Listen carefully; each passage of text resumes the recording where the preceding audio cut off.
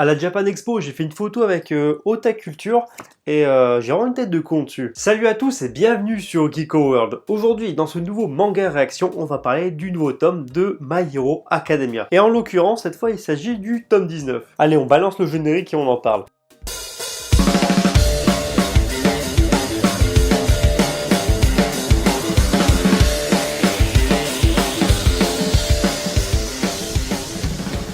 Alors ça faisait un petit moment que j'avais pas parlé de My Hero Academia parce que la dernière fois que j'en ai parlé sur la chaîne, c'était pour le tome 17, si je me trompe pas, de My Hero Academia, avec un épisode de manga réaction. Et du coup, comme je me suis dit que ça faisait un petit moment, et en plus que j'avais vraiment kiffé ce nouveau tome, et ben je me suis dit qu'on allait en parler. Alors d'après ce que j'ai lu un peu à droite à gauche sur Twitter, sur Facebook et sur les différents forums, c'est un tome qui a pas fait l'unanimité. C'est-à-dire qu'apparemment c'est un tome qui a été assez critiqué par les fans, et perso je comprends absolument pas pourquoi. Alors c'est clair qu'après le dernier arc qui était vraiment intense sur plusieurs tomes, avec des combats vraiment épiques dans tous les sens, on avait tout simplement pas le temps de respirer.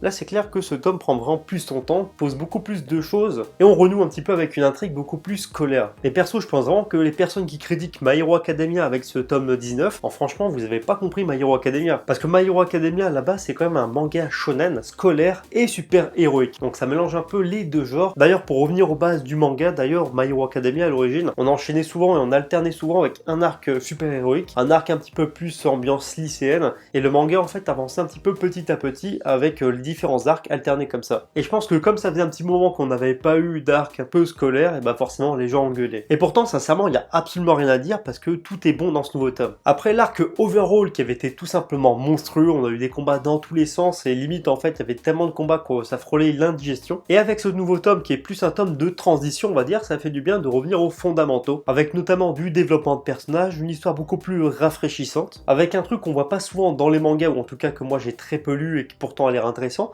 c'est tout simplement un festival scolaire. Et le tout bien sûr entrecoupé avec l'entraînement, donc le nouvel entraînement de Izuku Midoriya, afin en fait d'améliorer encore une fois ses pouvoirs. Donc ce nouveau tome était vraiment cool parce que voilà, ça apporte une histoire qui permet de se poser un petit peu après le bordel que ça a été juste avant, et c'est parsemé en plus un peu partout par la même occasion d'éléments qui nous mettent en fait sur quelques pistes pour les prochains tomes. En plus de ça, côté développement de personnage, le personnage d'Eri est un petit peu plus développé et ça nous permet encore plus de s'attacher au personnage, alors que déjà dans le tome 17 on avait mis la barre très haute. Le personnage de Kyoka est enfin un petit peu plus mis en avant et ça franchement ça fait plaisir. Et en plus de ça, cerise sur le gâteau, je trouve que les deux nouveaux personnages, donc à savoir les deux antagonistes, donc les deux nouveaux super vilains, sont vraiment bien écrits, même d'un point de vue visuel et d'un point de vue car design, c'est vraiment cool. Donc je parle bien entendu du personnage de Gentle, ou Gentle, je sais pas du tout comment ça se prononce, ainsi que le personnage de Love Lover, ce que j'aime tout simplement au niveau de son car design. Et je trouve que son caractère qui a été développé par l'auteur est vraiment en adéquation parfaite avec son car design. Et justement, je trouve ça intéressant que Koei Horikoshi, donc l'auteur du manga de My Hero Academia, exploite en fait le système de YouTube,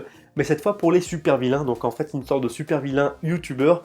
Et perso, j'ai bien aimé le concept parce que je l'avais jamais vu. Donc côté exécution, c'est vraiment top. Et je trouve que pour un méchant, franchement, ça n'en est pas vraiment un. Et on s'attache limite au personnage. Et en plus de ça, la présence de ces deux nouveaux super vilains permet de nous offrir un début de combat assez intéressant d'un point de vue visuel et chorégraphique, et ça nous permet de voir la nouvelle évolution d'Izuku en termes de combat et de style de combat. Donc bref, je comprends vraiment pas les critiques négatives par rapport à ce nouveau tome, parce que pour moi, justement, il est au-dessus du lot, et perso, je le prends vraiment comme une bouffée d'air frais. Alors sinon, autrement, ce nouveau tome introduit en fait la fête de Yue, qui était aussi connue sous le nom du festival culturel de Yue, pour ceux qui lisent les scans. Donc moi, c'est pas le cas, mais j'en avais entendu parler. Et que dire, mis à part que j'aime tout simplement cette idée, ce concept de fête de Yue, notamment grâce à l'événement qui va être mis en avant par nos différents héros. Alors perso, c'est vrai que vous devez pas le savoir, mais je suis vraiment un gros fan de musique et j'écoute vraiment de toutes sortes de musique, la musique rock, du rap, enfin un peu tout vraiment. Et ça m'a fait vraiment plaisir que Koei Horikoshi mêle en fait musique à son univers un petit peu de lycéen. En plus de ça, la mise en place de ce nouvel arc permet des trucs assez comiques, donc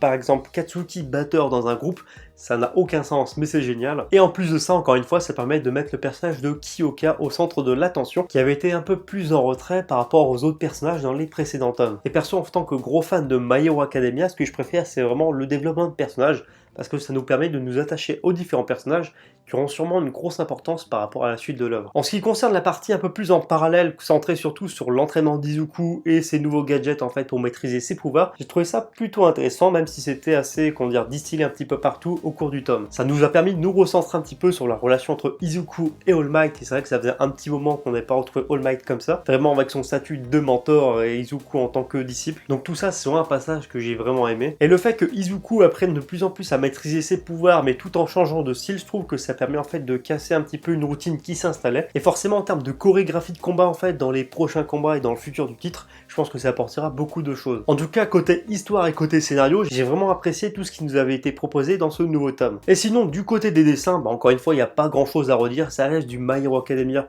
et du Koei Horikoshi côté dessin, c'est-à-dire que les planches sont belles, sont lumineuses, sont aérées, pas trop vides mais pas trop chargées non plus, et je trouve que l'équilibre est vraiment bien trouvé. Et même les arrière-plans, franchement, sont toujours aussi magnifiques. Et toujours côté dessin pour finir, donc les scènes d'action, franchement, il n'y a absolument rien à redire.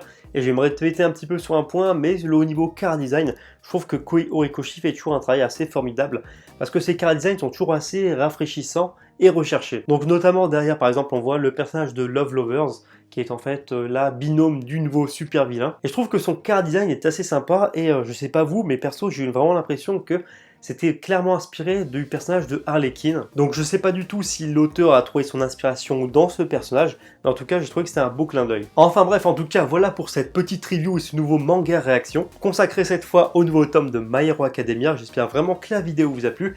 Et si c'est le cas, n'oubliez pas de mettre les pouces bleus et de vous abonner à la chaîne, c'est super important. Encore une fois, je comprends vraiment pas les détracteurs de ce nouveau tome qui crient au scandale parce que soi-disant il se passe rien, parce que justement, c'est clair qu'en termes d'action, il se passe pas grand chose, mis à part vite fait sur la fin, mais en termes de développement, en termes de mise en place de choses, et même en termes d'intrigue, je trouve que c'est assez intéressant, et perso, je comprends absolument pas les reproches. Enfin bref, voilà, en tout cas, si ça vous intéresse, il faut savoir que je suis présent sur les réseaux sociaux, donc notamment Facebook, il y a Twitter et Instagram. Je vous recommande plus Instagram et Twitter parce que c'est là où je suis le plus actif. Et sur ce, je vous dis à bientôt pour une prochaine vidéo.